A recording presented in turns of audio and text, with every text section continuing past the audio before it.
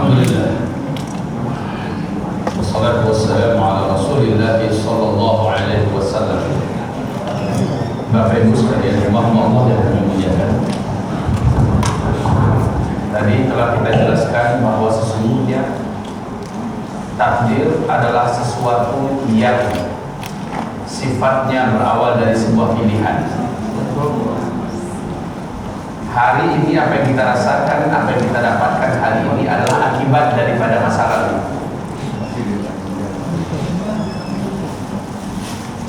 Apakah perbedaan antara takdir dengan qada?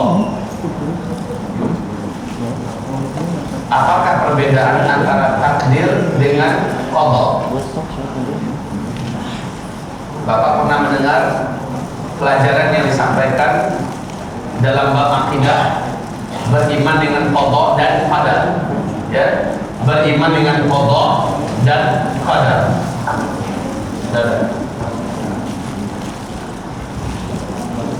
Qada dan qadar. Kalau qadar, inilah yang berhubungan dengan takdir. Takdir sesuatu yang berawal dari sebuah pilihan. Akibatnya, kesudahannya, akhirnya, inilah yang disebut dengan takdir. Contoh, ada api. Api ini karakter aslinya Allah ciptakan sebagai sunatullah, dingin apa panas? Panas. Api ini panas. Api ini panas disebut dengan qada. Itu keputusan dari Allah, sepihak. Allah sudah tetapkan, Allah sudah tentukan api ini panas, dan ini tidak akan berubah.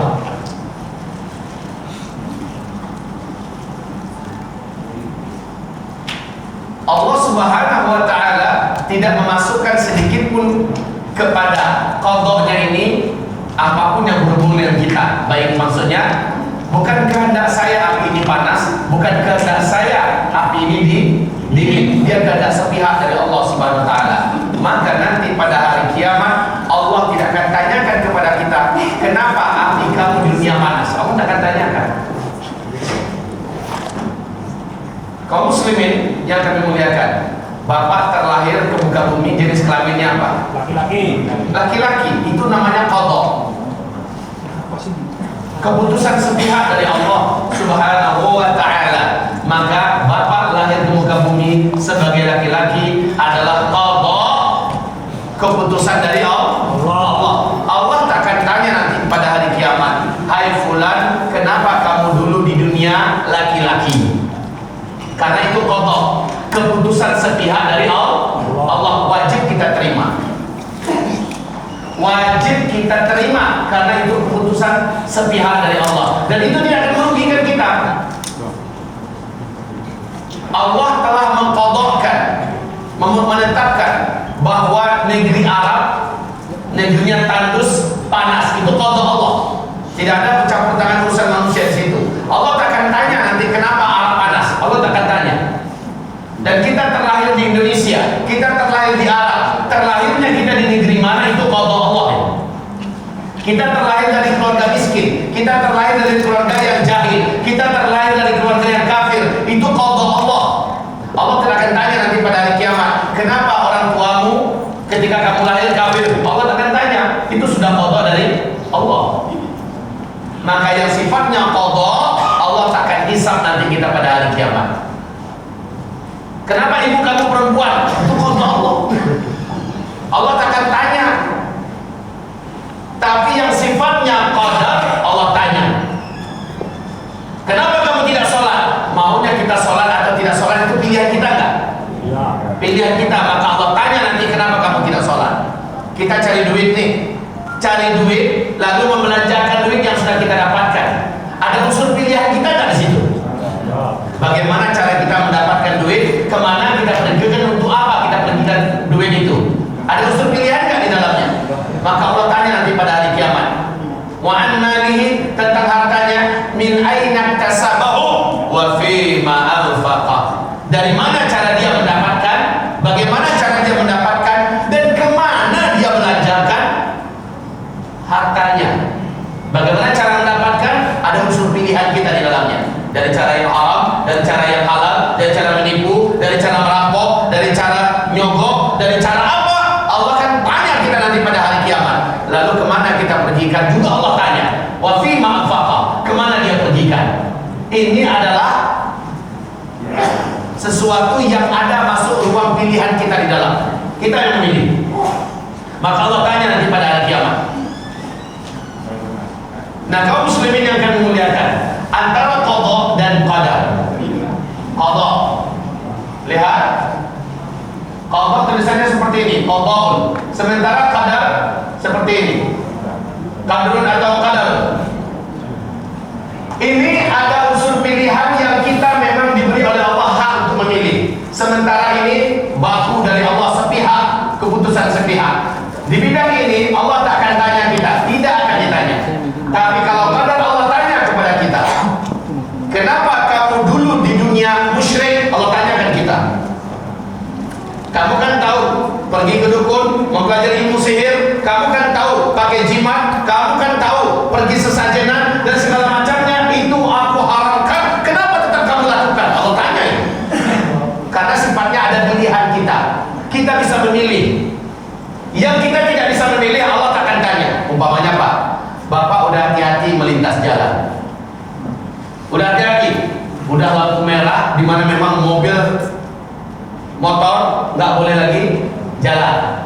Udah lampu hijau untuk pejalan kaki. Udah lihat kiri kanan, Bapak juga bareng dengan orang lain berjalan menyeberang. Tiba-tiba ada motor super ngebut dari kejauhan dengan kecepatan 180 km per jam. Yang kena tepat Bapak. Cuma Bapak sendiri yang kena patah-patah dan mati di tempat. Allah tanya nggak Bapak di hari kiamat, kenapa kamu matinya ditabrak motor? Tidak, Allah tanya, kenapa? Tidak ada unsur pilihan kita di dalam hal itu. Emang mau pilih bahwa saya mau matinya ditabrak motor? Enggak. Beda dengan orang yang meletakkan lehernya di atas rel kereta api 100 meter di kereta mau jalan. Beda, itu namanya bunuh diri. Allah tanya nanti, kenapa kamu mengakhiri hidup kamu dengan cara bunuh diri? Karena ada pilihan dia. Dia gantungkan tali, dia buat simbol, lalu dimasukkannya ke dalam lehernya dan dia tendang. Dia tendang kursinya, hapus, bunuh diri. Dia akan dihisab pada hari kiamat. Kenapa kamu akhiri hidup kamu dengan cara seperti itu? Dan dia dimasukkan ke neraka, kekal di dalam neraka.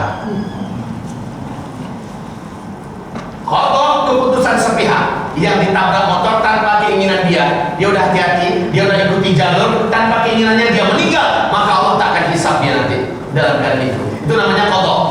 Tapi qadar, yaitu takdir yang sudah didapatkannya, adalah akibat dari sebuah pilihan. Nah, pilihannya itu ditanya oleh Allah. Why? Kenapa? Ditanya oleh Allah Subhanahu wa taala. Kaum muslimin yang kami muliakan, ini saya, ini Bapak, ini Ibu. Disebutkan saat ada persimpangan jalan, kita harus memilih di antara persimpangan itu. Ujung dari persimpangan jalan ini adalah takdir, ya. Takdir yaitu surga. Yang kanan adalah surga, yang kiri adalah neraka. Udah takdirnya masuk neraka, udah takdirnya masuk surga. Kaum muslimin, jalan menuju ke surga sudah Allah tunjukkan di muka bumi ini. Inilah disebut dengan mawaqi'ul qadar yang hadis kita bacakan awal-awal tadi. Sesungguhnya kamu beramal di atas garis-garis garis takdir menuju kebaikan dan kebahagiaan surga adalah kamu jalani dan kamu tempuh Islam ini secara kafah. Kamu lawan hawa nafsu kamu.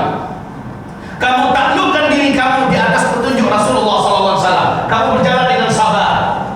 Maka kamu sampai kepada takdir yang indah, yang nama kita sedang ada di dalamnya, surga.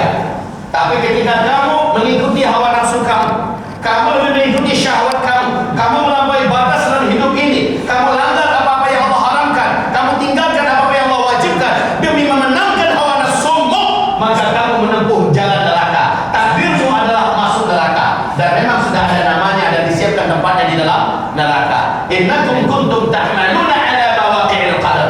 Disebabkan dia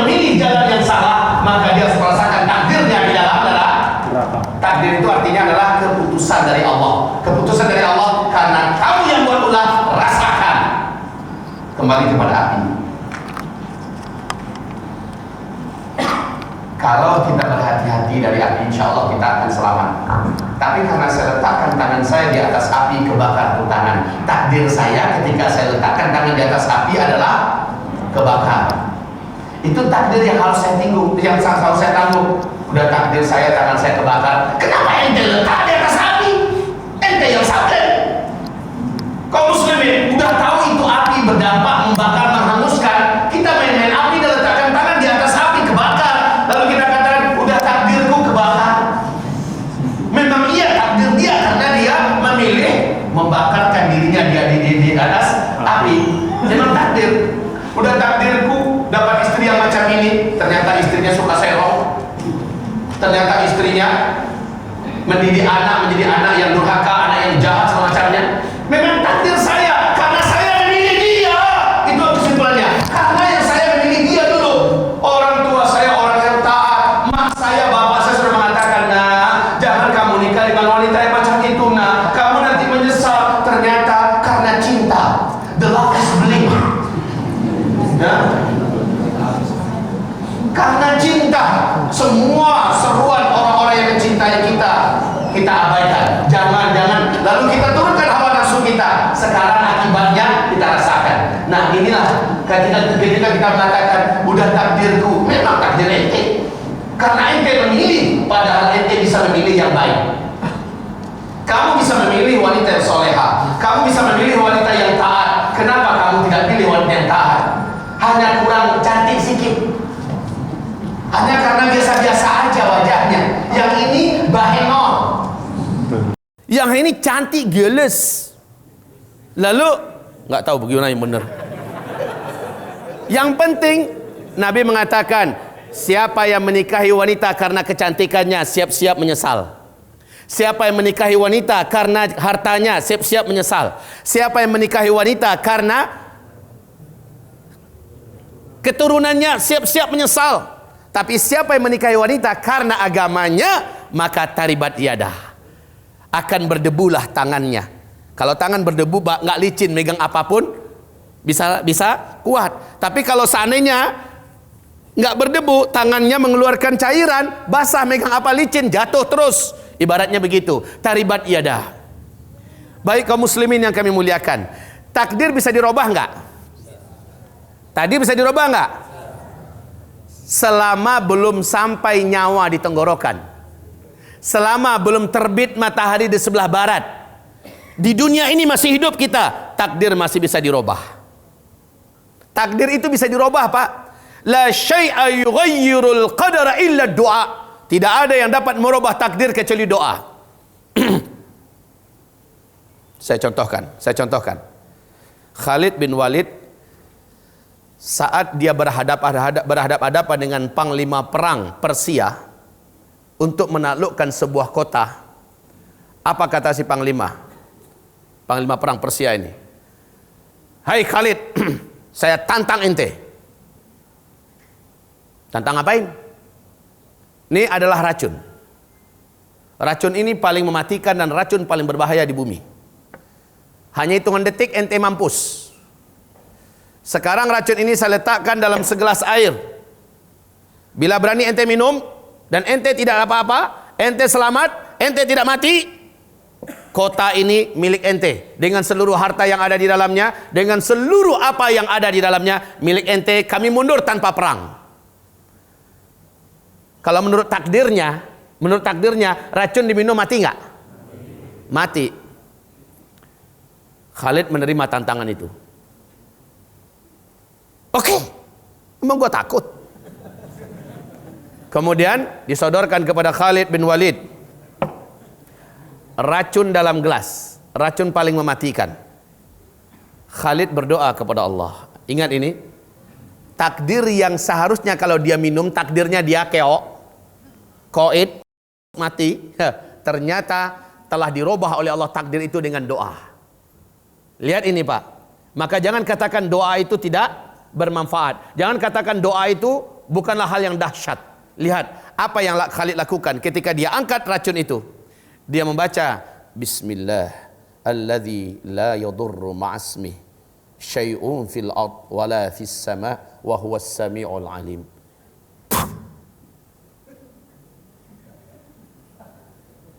Ini bukan amalan dukun ya. Ini bacaan sunnah dengan nama Allah yang tidak ada mudarat sesuatu apapun yang ada di langit dan yang ada di bumi. Dengan nama Allah nggak ada mudarat. Racun itu bermudarat nggak? Karena dia memilih racun untuk diminumnya, tapi dia mendoakan ke atas racun itu, doa yang diajarkan oleh Rasulullah dengan nama Allah yang tidak ada mudarat sesuatu apapun yang ada di langit dan yang tidak ada di bumi. Dialah Allah yang Maha mendengar lagi Maha mengetahui. Kemudian beliau meminumnya. Bismillah. Habis satu gelas. Si Panglima Persia menunggu-nunggu. Mampus lu, mampus. Mati. Khalid bilang, tambah. Ente mau tambah. Secara sunnatullah, sebab dia minum racun, akibatnya ini nggak terjadi, takdir nggak berlaku. Ini yang dimaksud dalam hadis Nabi, tidak ada yang dapat merubah takdir kecuali doa. Dan Khalid telah mendoakan ke sana. Kaum muslimin yang kami muliakan, masih ingat kisah Ghulam yang akan dibunuh oleh raja? Ghulam, bagaimanapun cara raja ingin membunuhnya, malah yang membunuhnya yang dimampuskan oleh Allah Subhanahu wa taala. Ternyata kaum muslimin, dia sudah diikat dengan rantai besi yang berat, dibawa oleh hulu-hulu balang menuju ke tengah laut untuk diceburkan. Apa bahasa doanya? Allahumma kfinihim bima syi'ta. Ya Allah, selamatkan aku dengan caramu dari orang-orang ini. Mereka seluruhnya tenggelam. Si Ghulam balik ke istana dalam keadaan selamat. Loh, masih hidup? Kemudian dibawa ke puncak bukit, jatuhkan dia di sana. Secara sunnatullah, dia dalam keadaan diikat. Orang yang membawanya orang yang kuat-kuat. Secara hitungan takdir harusnya dia sudah tidak ada. Dia kembali, ternyata yang membawanya yang jatuh seluruhnya. Allahumma kfinihim bima syi'ta. Kaum muslimin coba perhatikan ini ketajaman dan kekuatan doa. Memang benar, la syai'a yughayyirul qadara illa doa. Tidak ada yang dapat merubah takdir kecuali doa. Saya ingatkan kepada Bapak Ibu kisah seorang da'iyah dan ustazah di Mesir, namanya Sayyidah Zainab Al-Ghazali. Terkenal, Pak. Dia masuk penjara, difitnah. Di dalam penjara hukuman untuknya adalah dibunuh. Cara membunuhnya kejam, Pak. 3 ekor anjing elder, yang tinggi-tinggi gede, dilaparkan selama 1 minggu. Kemudian saat eksekusi, Ustazah Sayyidah Zainab Al-Ghazali ini dilepongkan apa bahasanya? Dipolesi dia dengan bau-bauan yang sangat merangsang selera anjing untuk melahapnya. Maklum orang Padang, sesekali keluar aslinya. Kalau mau tahu dipolesi itu bahasa Padangnya dilepongkan. Dipolesi tubuhnya. Biar anjing-anjing yang 3 ekor ini, Pak, kalau berdiri itu anjing, berdiri kita tinggian itu anjing. Ustazah Sayyidah Zainab Al-Ghazali dalam kerangkeng diikat, tergeletak di lantai. 3 ekor anjing ini dilepaskan masuk ke dalam. Pintu dikunci dari luar, pintu besi. Menurut hitung-hitungan para ofisir penjara, setengah jam udah habis. Ternyata subhanallah apa yang terjadi, Pak? Ini mengguncang dan ini membuat banyak perubahan. Ini menjadikan banyak orang yang taubat. Subhanallah. Setengah jam kemudian, yang jelas nggak terdengar suara. Biasanya kalau anjing lapar berebutan makan kan kedengaran kan? Ini enggak.